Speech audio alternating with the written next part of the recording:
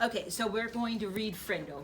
We already did the vocabulary, so now we're going to go to the story. Finally, we did all the skills and everything before it. Now we get to dive in and enjoy the story, which is an excerpt of the actual book by, who's the author? Andrew. Sweet. All right, and who illustrated this? James Burton. Very good. So what's the genre? Humorous fiction. What does that mean, humorous fiction? Funny but not real.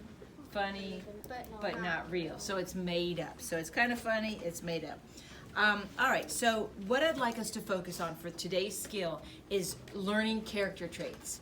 And they're not gonna, most stories are not gonna come out and say, he was a very generous, kind person. You'll have to infer that by their behaviors. So we're gonna learn about the teacher, Mrs. Granger, and learn about Nick, who's one of the students that he thinks he can outsmart Mrs. Granger. She's been around the block a couple of times.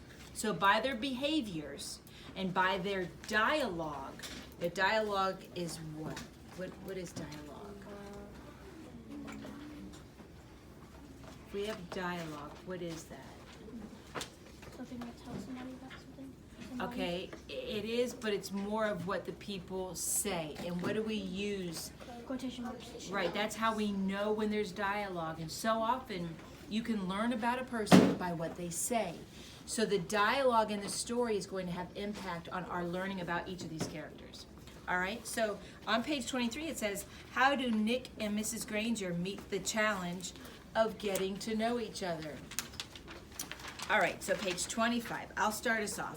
5th grade was different. That was the year to get ready for middle school. 5th grade meant passing classes. It meant no morning recess. It meant real letter grades on your report cards. But most of all, it meant Mrs. Granger. Okay, so right away it's setting the stage where, who is this Mrs. Granger, right? So it's sort of prepping you for this is somebody important, just by that introduction. There were about 150 kids in 5th grade, and there were 7 5th grade teachers. Can you imagine? 2 math, 2 science, 2 social studies, but only 1 language arts teacher. And language arts, Mrs. Granger had the monopoly and a good. Mrs. Granger lived alone in a tiny house in the older part of town. She drove an old pale blue car to school every morning, rain or shine, snow or sleet, hail or wind. She had a perfect attendance record that stretched back farther than anyone could remember. All right, look at that paragraph. There's something about that paragraph that's helping us learn about Mrs. Granger's character traits. It didn't come right out and say the word, but you're probably thinking a few words about her character. Deacon, what would one of them be? She respects work and always on time. She respects work and she's always on time. Now let's take that word and put it into a character trait. So in her respects work and is always on time. What would you call that person? Responsible. Wonderful. Mrs. Granger is responsible. Did it say there explicitly in the text, Mrs. Granger is a responsible person? No. Does it say, put your finger on the evidence that provides us to know that she is responsible?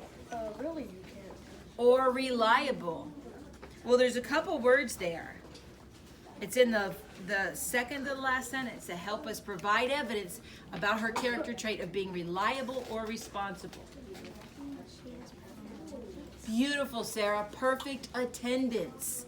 As far back as anyone can remember, right? So that's telling us, that's helping us get to know what she is like. Now they're going to talk about physical traits. Do physical traits help us know her character traits? No. No, because the way we are on the outside, I mean, maybe we could say she's neat and tidy, but those, most often the physical traits, you know, and the character traits are going to be different. So let's go to the next paragraph. Her hair was almost white, swept away from her face and up into something like a nest on the back of her head. Unlike some of the younger women teachers, she never wore pants to school. She had 2 skirt and jacket outfits, her gray uniform and her blue uniform. Were they really uniforms?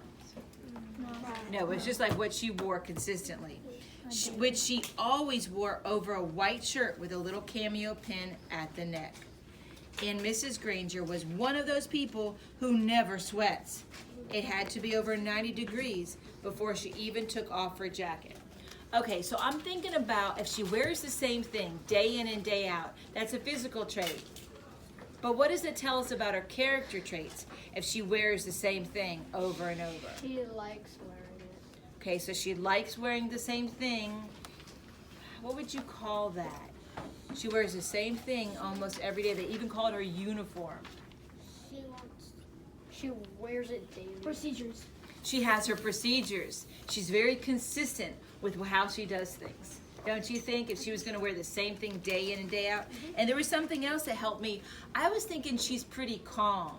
She's a pretty calm, like level-headed teacher. What information gave me that? What made me infer that she's pretty calm? Go back and reread the text and put your finger on what would make me think she's calm. As soon as your finger's on it, let me know. It was the last paragraph that I just read. There's evidence to help me know she's calm. She stays calm under pressure. Oh, wait, let me see. I'm trying to read upside down. Okay, you're close. Keep reading a little bit more. Yes, you got it. Perfect, yes. I'm waiting, I'll come back to you. Did you find what helps me know? Helps you know. You can infer she's a pretty calm, collected teacher. Keep going, Sarah, keep reading. It's closer to the bottom. It helps us get information. This is a calm teacher. You guys got it. You can go ahead and go back to your seats. Okay, if you got it, you can go get ready for dinner. Did you point to it? Yeah. You did? Okay. Keep reading. That doesn't tell me she's calm because she wears a cameo.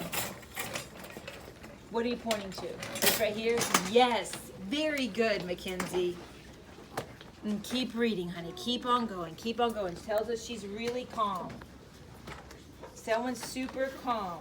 So read in here. Let's go back and read it together, girls. It says, and Mrs. Granger was one of those people who she never sweats. Well, when you sweat, oftentimes it doesn't necessarily mean you're hot.